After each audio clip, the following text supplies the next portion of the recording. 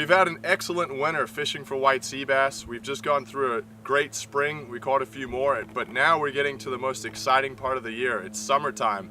As we transition from May into June, you're gonna see a lot of white sea bass moving up from that deeper water and starting to feed on finfish right up near the surface. So there's a couple of techniques that I really like to use at this time of the year as we move forward.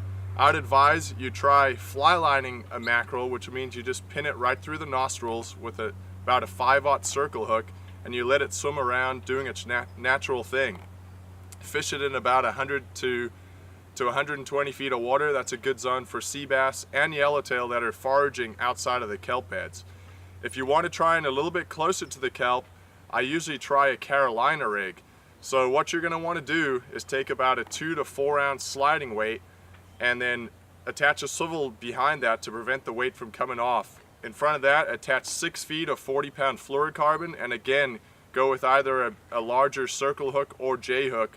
Hook that mackerel through the nostrils and let him down about 20 to 40 feet. You don't have to fish very deep for these white sea bass at this time of year. You're going to want to concentrate in that top half of the water column. If you're looking for a setup to fish for white sea bass this summer, I like to use about a 7-foot rod that's rated medium to heavy. It's got some good action for pulling those sea bass out of the kelp. If you're looking for a good reel, I would advise something like this Daiwa Soltis 35H. Spool it up with 65-pound Power Pro braid. That's going to give you the ability to cut through the kelp if you need to. And then on top of that, I'll use about a 4 to 6 foot 40-pound leader and tie that to my iron or hook.